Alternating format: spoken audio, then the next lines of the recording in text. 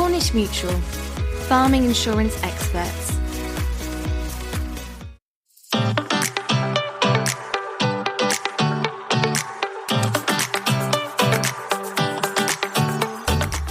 It's been another fantastic series of Farming Focus, and we've covered a huge range of topics again, from animal health to farm safety, natural capital to farm profitability, and farm succession to the dairy sector. One theme has returned again and again, and that is collaboration. To round off the series, we held a panel discussion at this year's Devon County Show with Becky Willson from Farm Carbon Toolkit, Devon farmer Chris Berry, and facilitator Mel Bradley. We focused on the theme of collaboration, asking our panellists what the potential is for the southwest farming sector working together more in the future. Cornish Mutual, farming insurance experts. We're really excited to be here at Devon County Show in the Farmers Hub to record this episode of the Farming Focus podcast. Today, our topic is collaboration, something that's become increasingly important if farm businesses are going to stay resilient, positive and profitable in the years ahead. But collaboration isn't just about the individual businesses. It's about how farmers interact together with the wider communities that they're a part of and the industry that helps to support them to tackle the shared challenges and create opportunities for the future. To explore that, we've brought together three people from across the Southwest who are involved in collaboration in different ways. Joining me today are Devon farmer Chris Berry, who was the 2025 Farmers Weekly Grassland Manager of the Year and the 2022 Devon Farmer of the Year. Got Mel Bradley immediately to my left, who facilitates farm cluster groups and founded the Rootstock Farming Conference, and Becky Willson, who's Business Development and Technical Director at Farm Carbon Toolkit and facilitator of an Adopt on-farm project led by Chris. Welcome to you all. Really excited to be having this conversation with the three of you. Before we start, it would be really good if you could just introduce yourselves and tell us a little bit about your experience for the audience and our listeners. I'll start with you, Mel. Thanks, Peter. I didn't found Rootstock. It was a DCA event, but I've run it for the 4 years that it's been going.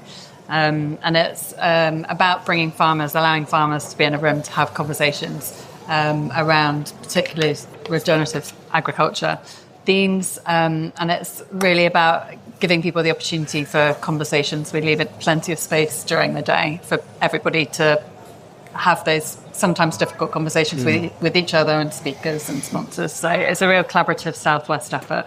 I also facilitate the Ken Valley Farmers Group. Chris is one of our farmers, and that's on 3,000 hectares on the Ken Valley with 15 farms. That's been running for about 3 years. We're self-funded, and it's another way of collaborating that I'm really keen to help see more of across the Southwest. The other thing I was just going to quickly mention was we've set up a soil research centre called Centre for Dynamic Soils, just about to launch with Andy Neal, ex-Rothamsted. So, yeah, lots of exciting things going on in the Southwest. I really feel we've got a regional approach that's really exciting. We've got an identity. We're proud of what we do. And I think it's, lots of opportunities ahead. I should just say Mel might not have created Rootstock, but she's definitely made it what it is today. So, don't be so modest. Hi, good afternoon, Chris Berry. A very local farmer to the county showground here. We farm just under the Holden Hill. Livestock farm, 450 acres, predominantly tenanted, where we farm 900 ewes and 60 suckler cows on a pasture-based system. Yeah, like Mel said, we are part of the Ken Valley Cluster Group, also a massive advocate of a range of discussion groups and collaborations I've had through my farming career. Brilliant. So I'm Becky. I work at Farm Carbon Toolkit, and all of the work that I do is about helping support farmers either through the development of practical tools and resources about all the fun stuff, reducing greenhouse gas emissions, improving energy resilience, improving business resilience with a particular focus on soil health. So I've spent the last 15 years talking to farmers, understanding what their challenges are, trying to get them excited about this sort of stuff, and really co-developing projects that provide the data that can give them the insights as to what they're doing well in terms of their management, what they might be able to change, and then help support them along that process. Brilliant. Thank you all. This isn't going to get old, the passing of the microphone. Definitely not.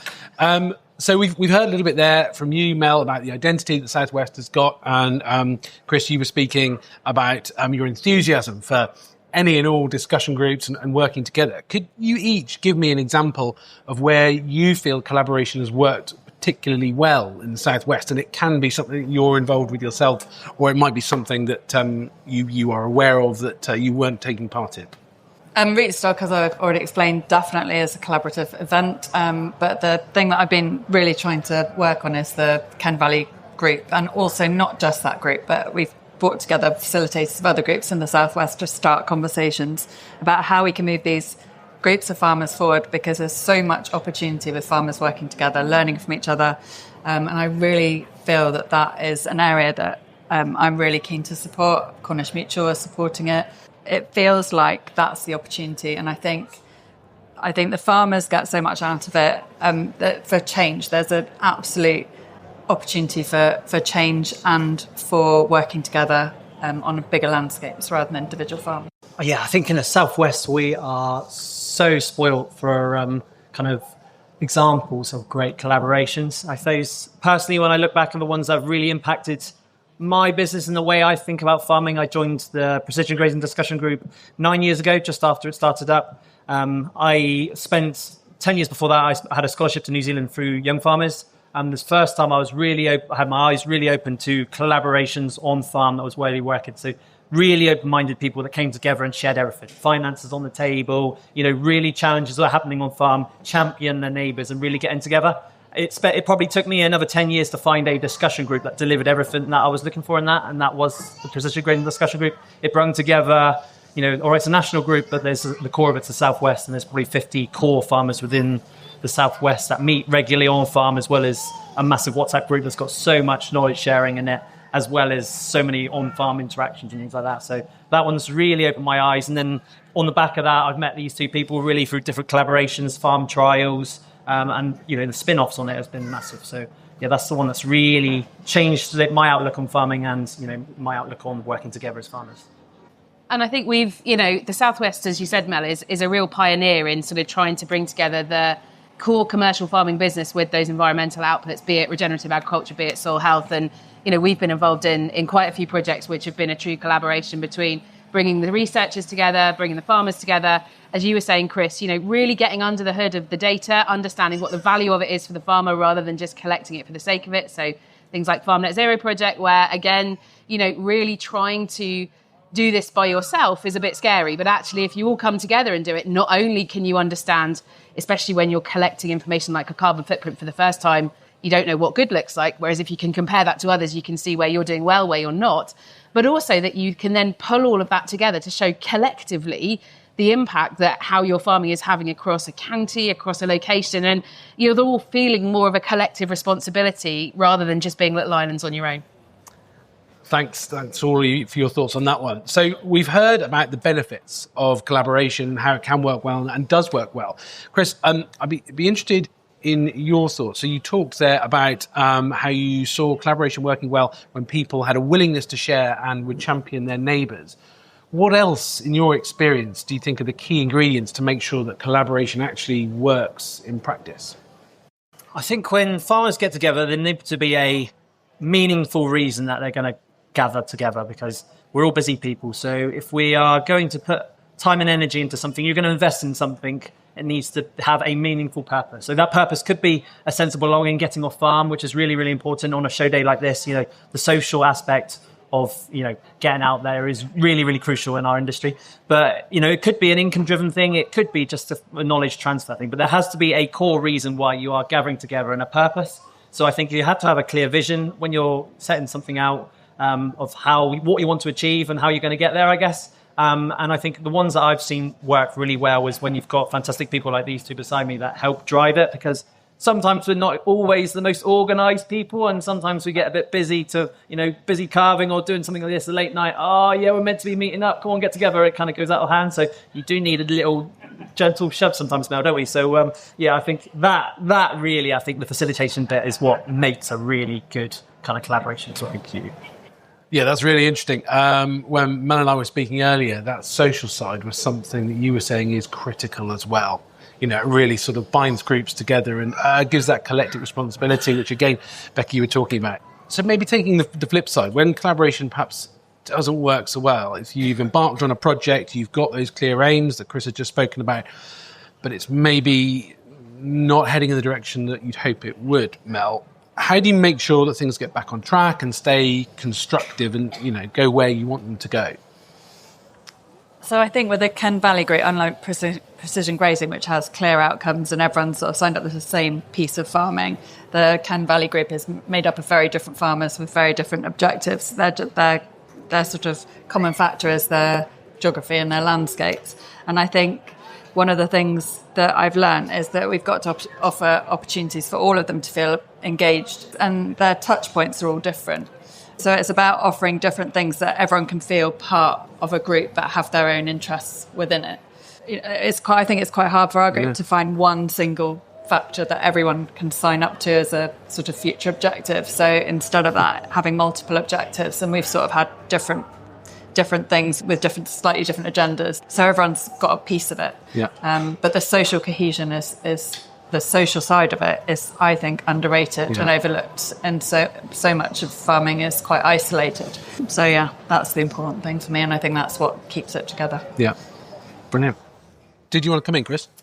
Just to mention, so as you said, on the Ken Valley Group, I think, like you said, there's not one sole purpose. I think, and sometimes when we lost a bit of momentum or something like that, it's been bringing in someone new, you know, maybe a different advisor or someone that can offer some other guidance on something else. You know, I guess our Ken Valley Group, definitely geography and the social side and working with your neighbours more, really important. But there's also maybe the income side. A lot of them are looking into, you know, with, you know, SFI and things like that dropping off, perhaps, you know, something that might replace that. So, you know, having advisors or guidance on something geographical that we can bring together is, you know, an important part of that. So that's taken different spurs with funding pots disappeared and things like that. So once you've had that drop and that momentum lost because something hasn't fallen through, is going again, finding a new piece and picking it up again. So yeah, I think bring it back to the vision and keep going like that. I was just going to quickly add that I think farmer groups that are set up with the facilitation fund, which is funded by DAFRA, the slight issue has been that when the funding ends, the group ends. Right. And they literally stop. So all the hard work that's been put in for 3 years comes to an end because they can't afford to pay for a facilitator, essentially.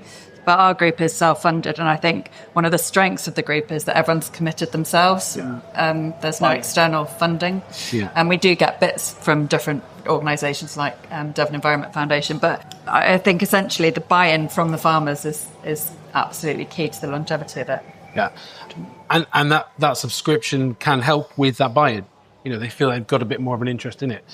Becky, please feel free to come back on anything you've heard there, but I will also ask you, we've heard there about the value of collaboration, but in your opinion, why don't we see more of it? Are there any particular barriers that stop people from getting involved? Is it, you know, time, mindset, geography, something else? I mean, I think sometimes it's all of those things. If we look at some of the pressures on farmers at the moment, if we look at the level of uncertainty, if we look at, as Chris said, the fact that they're all busy, we've really got to demonstrate the value of them coming off farm and actually getting them off farm. And I think sometimes once they're off farm, if you can then hook them in, you've got them. But that first bit is actually getting them off farm. So seeing the value.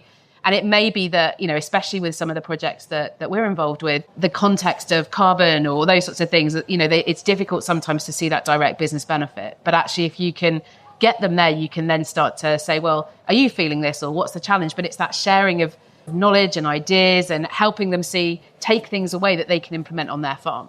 But actually getting them there is the first bit. Sometimes that's us, but sometimes that's also just saying to some of the farmers that are in our groups, bring a neighbour along, you know, drag them along, you know, and actually it's that peer-to-peer bit, which is really important to try and get to those people that are hard to reach. And we've had some people that have come along and haven't said anything the first time and have just sat at the back. But then next time they come again, and that's that's the encouragement that we've said something that's interesting or that they've something sparked with them. And then, you know, those are the ones that are actually the best when they say, actually, I fancy trying something on my farm. Can you come and have a look? Or, I found some, you know, it's getting the right hooks to then get them to be involved, but also having those farmers that are further along that can demonstrate the benefits of what they've seen. So it's seeing where they are along that sort of that chain and then working out how we can keep them engaged. Can I add something again? Sorry. I was just going to say the other thing is that farmers are being driven to do things differently. So fertilizer costs, fuel costs, all those drivers are actually like sort of driving a change anyway. So actually the opportunity to discuss options together, potentially look at buying groups, all that kind of thing, I think will come back a bit as the sort of global situation is driving it.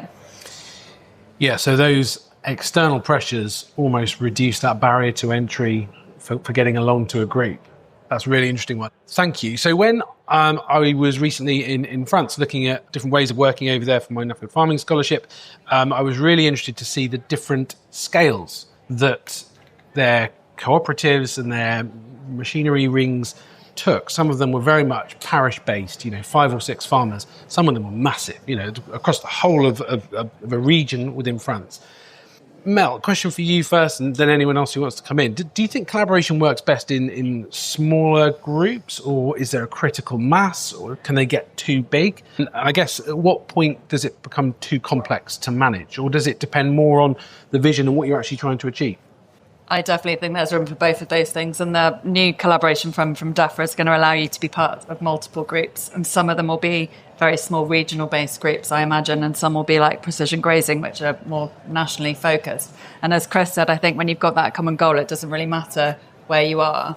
If you're all talking the same language and on the same kind of journey, then I don't think geography matters. I think for people like the Ken Valley or the Tin Valley, which is also a group, that place-based feeling is important, and actually being able to get on each other's farms easily, it makes it work. So I think there's definitely space for both of those things. Yeah, I think sometimes size does matter, and then sometimes you can do a lot of things with a small side group. So there is a bit of variation, depends what we want to achieve. And I think, especially on some of those geographical funding pots, then size probably will matter in a minute, won't it? And then some things, when you are probably collaborating as a smaller group and you've got even input, probably sometimes it works a lot better when there is less people involved. But it's got to be open and sort of varied, I suppose, to match it.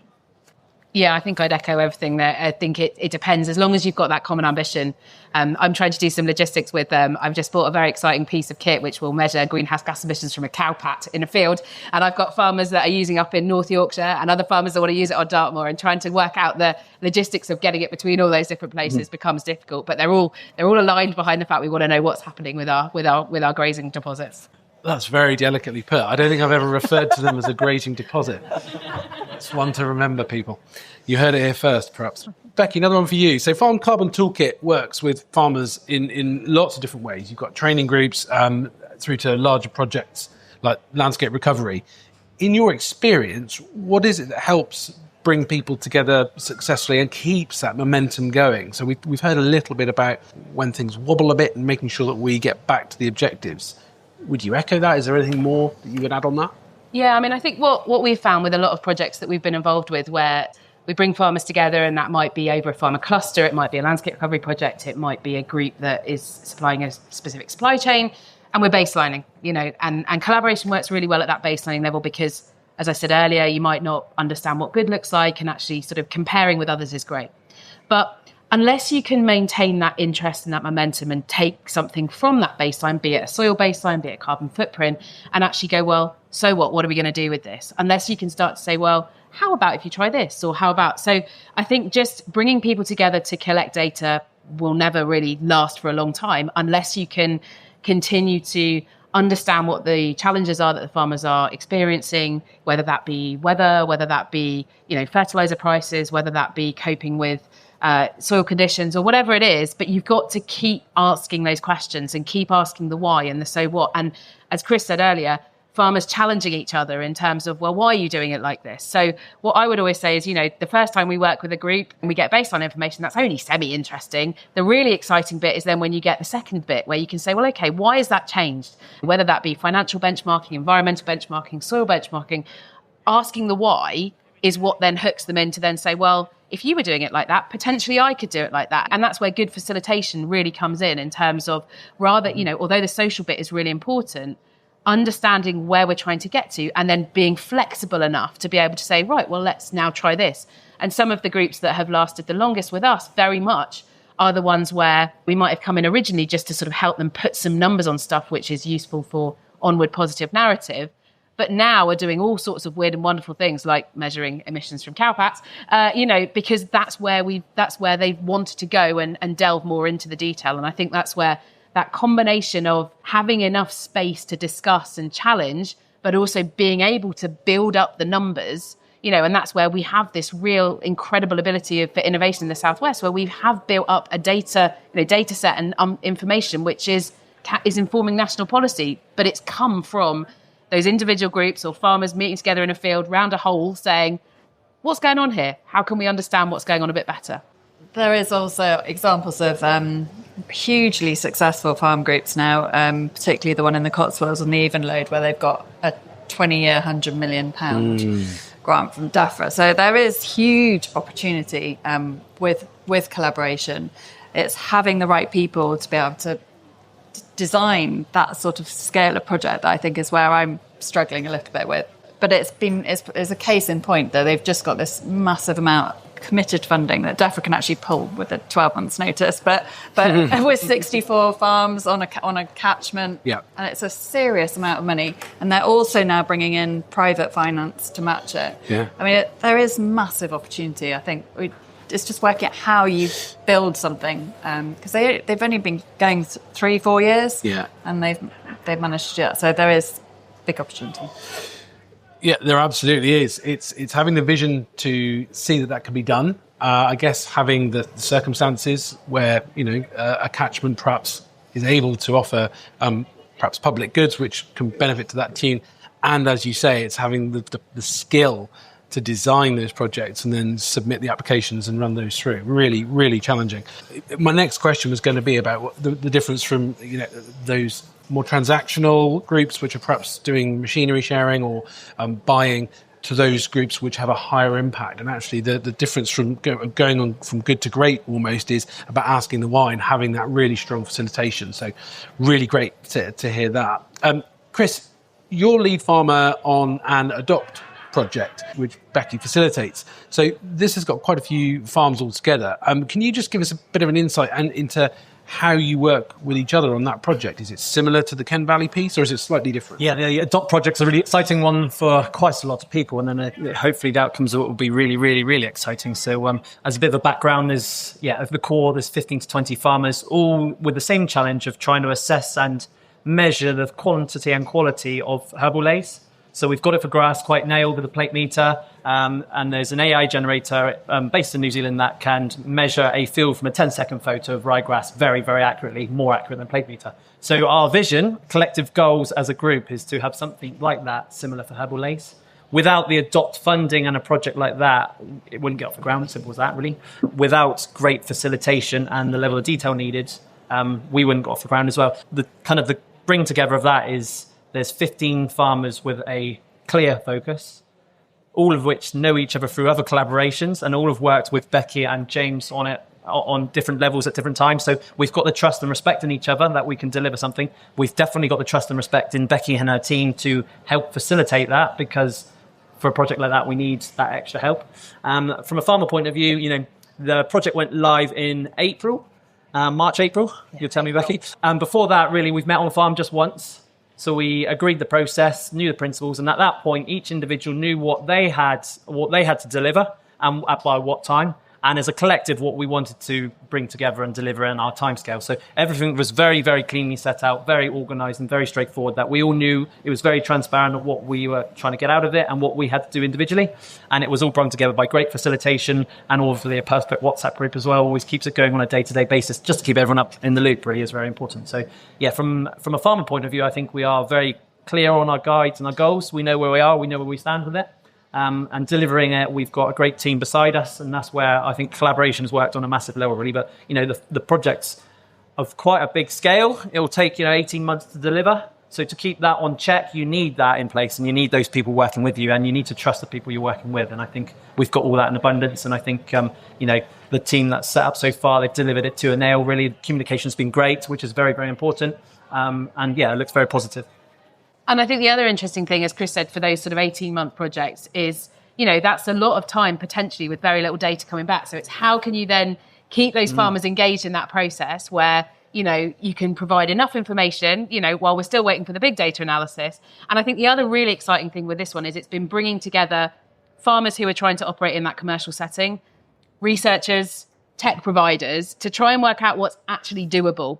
So you've got what everybody would like is slightly different. We've got to provide a practical, deliverable solution in the middle. And as I say, Adopt's been a fantastic vehicle to be able to bring all of those people together and actually see whether this sort of stuff actually works, and can deliver brilliant benefits, but is actually deliverable on farm. And I think that's the real crux with this sort of stuff, and where that collaboration and bringing, as Chris said, all those people together to actually hopefully deliver something which will have that impact. How exciting. We will have you both back in 18 months to see what you found. So, Chris, we've heard there about Kent Valley Group. We've heard about the Adopt project. When it comes to collaboration sort of in and around your farming business, what does that look like? How are you involving other people? How is your interaction with those other groups that we've already heard about influenced the way you operate in your farming business? Yeah, in my seasoned career as a farmer now, probably it spends about 20 years or so, it's all stems from great collaboration. So in my younger farming years, Young Farmers was a massive impact on my life, it influenced there. So from, working as a team to deliver fundraising or competitions, delivering meetings, that kind of thing, that had a massive impact on what I'd done and led to the scholarships that got me to open my eyes to different farming sectors. And it was, peer-to-peer learning, knowledge transaction at that point. So I think everything stems from that. And moving forward through my career, working with different people, I've always gone into something with an open mind and a willingness to help and get involved in things. And that's been a great step forward for anything I've done, really. And I guess that's probably led to me to where I am now, of always saying yes to everything, because I think it leads to different things, and you meet a lot more people, and it opens doors. So I think I always will have that kind of opinion that it's good to say yes and get out there and do different things. Day to day, I share my finances with a group of farmers that I trust quite dearly. We meet quarterly to go through each other's accounts and just see where things are going well and which things are going wrong. So that's pivotal, really, on the kind of a vision and a focus and a drive going forward. Having people question your finances, almost like a board coming to you and saying, why are you doing that kind of stuff, has been really, really important from a business point of view. So there's not too many farming businesses that probably approach it like that. But, from any general business point of view, to have people, experts in your field, coming in to ask you questions about things, I feel was, so vitally important to any business going forward. And it's been really critical to us. So all of that is, brave moves, really, as you're kind of opening yourself up to some vulnerability, I guess, in some ways. But at the same time, the impact and the benefits I've seen on the back of it's been amazing, really. So that's a great thing. We're obviously farm trials. I've been through a few with Farm Carbon Toolkit, precision grazing and things. So much to learn out there, and there's so little time to do it. And so any chance you get to do these things, why not? And I'm happy to say yes quite a lot of times. And when it comes to farm tours and that, to show people our change in a very short period of time, and to show you that there's no set way. There's lots to learn. There's lots of different ways of doing things, and just to open up so people get an option and an opinion to, try it and see what you're up to and have the same kind of vision and approach that I've had. I'm always willing to kind of give a go. And then, children at school now, collaborating with, the community and sort of getting them involved. We've done, different projects with them and getting them out there and things. It all brings into a big circle, really, and it can all benefit you. And yeah, even less time available if you keep saying yes to everything. Gosh, yeah, what a great ethos, though. And that openness isn't something that we always see in agriculture, but great to hear that you're walking the walk. So, Mel, what would you say the benefits that we see from clusters are for, what are we seeing here in Devon, but I guess in the wider Southwest? So we've heard what's going on, but what are the opportunities? I mean, you actually sort of talked a little bit about the £100 million longer term schemes. Is that the ceiling? Is that realistic for groups down here, or is it something sort of in between? Thinking about the Kent Valley, that's not probably a realistic future, but there are landscape recoveries on Dartmoor taking place, for example. So I think it's quite a regional or interregional piece on smaller parts of the Southwest. I think there are a couple of groups in Cornwall. There are quite a few active groups in Devon, primarily based on river catchments. I think that the geographical piece around water is really interesting on a landscape, because water's going to become probably the number one, maybe even over carbon at some point. So that connectivity with water catchments, I think, is really going to become very important. And I like the fact that people can have something in common, like a river, that gives them something to focus on improving water quality. Like the benefits, I think we covered quite a lot of the benefits that are obvious from our perspective. I think one of the things that for future for us is how we engage the wider community and sharing the kind of things that we're doing with the wider community. I think bringing other people in the villages around into the conversations around what's happening is going to become more and more important. I was just going to say, I mean, we're involved with quite a few of those landscape recovery projects, and I think the real benefit to that is that connectivity between the landscape, and as an individual farmer, you don't have to do it all. So exactly like you were saying, Mel, there's a big market out there to potentially sell, leverage in private finance, all the big numbers that we can think about, which is absolutely brilliant. The way that we do that is that we stack these things on top of each other. And as an individual farmer, if you're suddenly being told that you have to deliver food, carbon, nutrients, water, biodiversity, all these things, it's overwhelming. And what we've seen as we've developed some of these landscape projects with groups of farmers, actually, the magic happens when you connect these things together, where actually, you think about connectivity of habitats, when you think about how you can stack all that together. And that is a real tangible financial output for coming together, realizing that not all of that pressure is on your shoulders as an individual farmer, but collectively what you can deliver. And we've done this time and time again when you carbon footprint an individual farm, but then you bring it together as a group and you suddenly show them the levers that you can pull. It's like sparks suddenly arrive. You go, wow, what can we deliver? And that is such a positive story for agriculture in terms of what we can deliver. But it comes by doing it together rather than just doing it individually, because we're never going to be able to realise the true value if we're all fighting on our own. We have to come together, and you can have such a positive story to tell when we do that. I was going to go back to that question on big or small scale groups, and actually that conversation needs to be had on a regional level. I'm not quite sure how that is working at the moment, but I think that's something a conversation to be had with regional players. But I was just going to say that I know there was a big project on the whole of the X, I can't remember who was leading it for the whole of the X, and that scale almost becomes unmanageable. Too much. Yeah. So going back to that question of big or small, or I think you need some of all of it to make it work. But we do need these regional conversations for the Southwest, and I don't know who's having those conversations already, but let's find out how we encourage people to come together to have that wider, bigger conversation.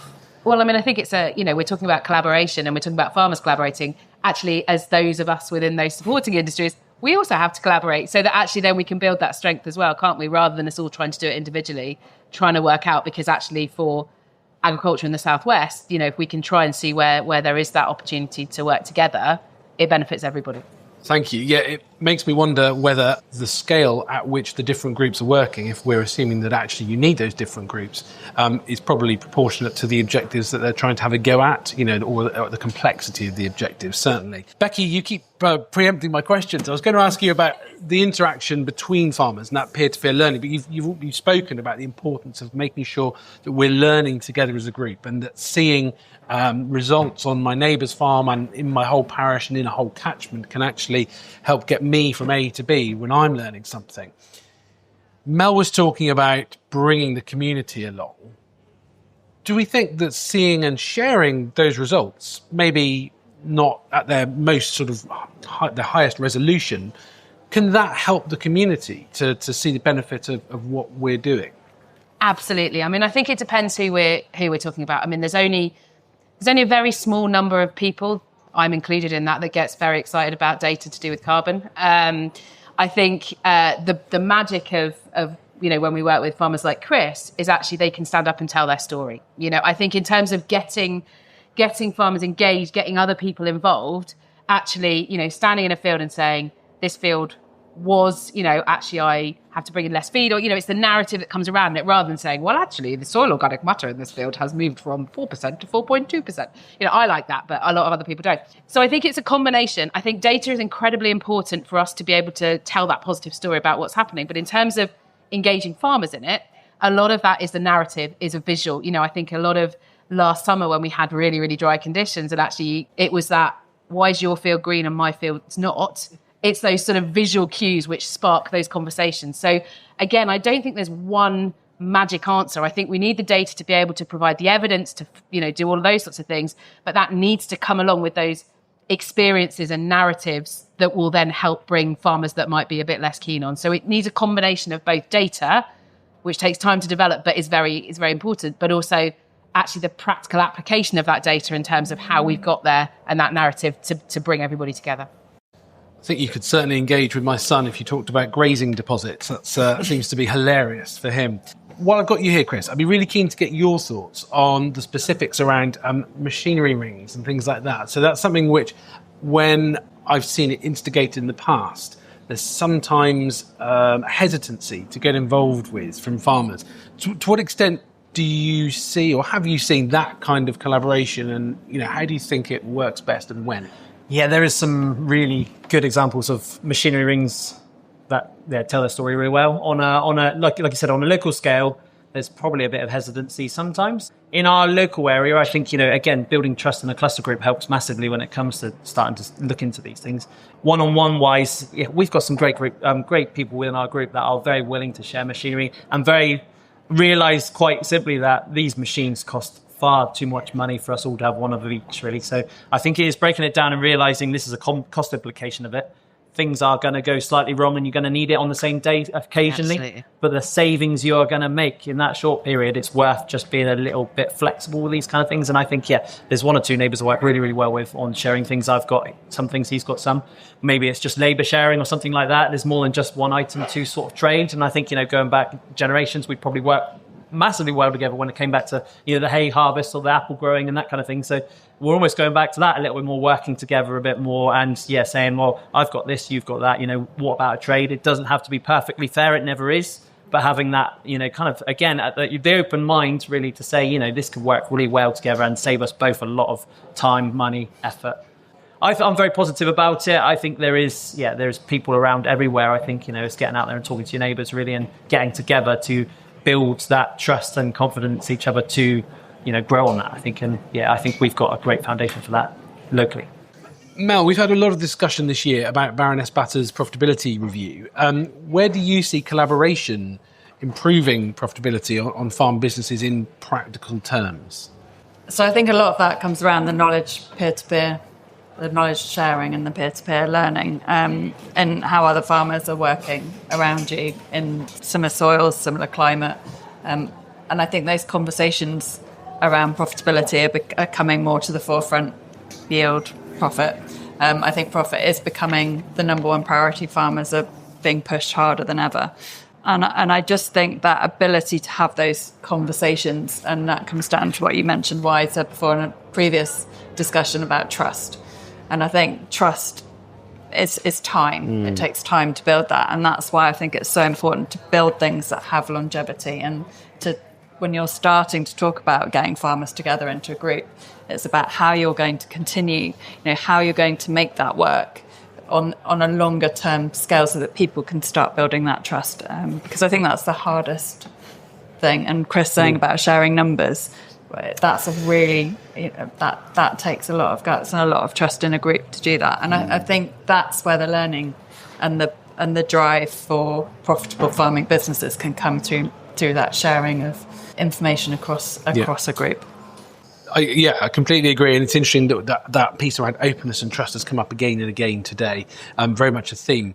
As we come to a close, if a farmer listening to this wanted to do some more collaboration, to be more effective in the way they collaborated, can we get one piece of advice from each of you in how they might do that? So I'll start with you, Chris.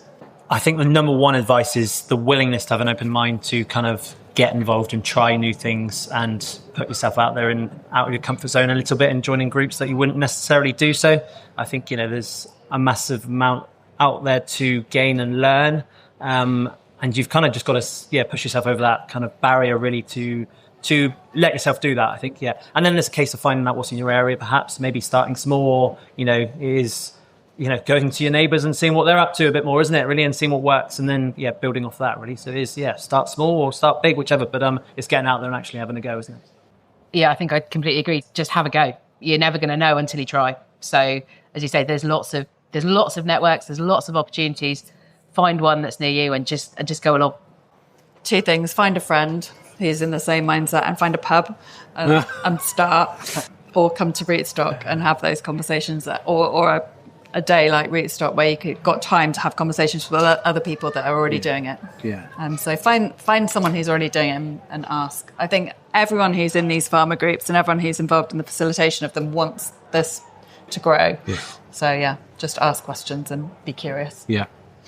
That's very much been a theme of our discussion today. So we've heard about the importance of asking why and asking so what, and it's just asking those questions to go a little bit further. It's also about being curious. We've heard from Chris about how he's so keen just to say yes, and about the importance of trying new things. So really great to have those takeaway points. Thank you all.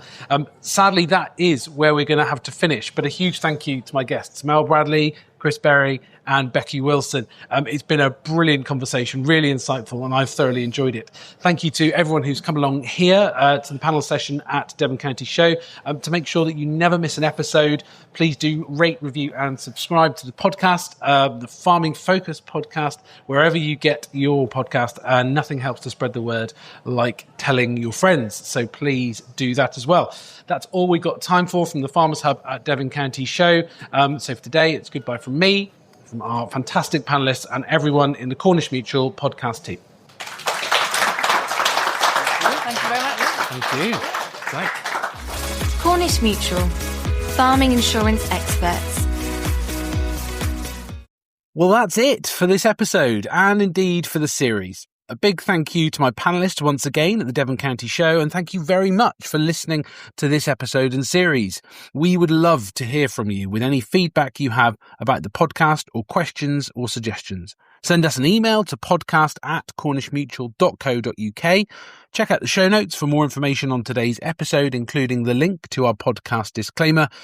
You've been listening to Farming Focus, brought to you by Cornish Mutual. I've been Peter Green. Until next time and next series, it's goodbye from me and everyone in the Cornish Mutual podcast team. Cornish Mutual, farming insurance experts.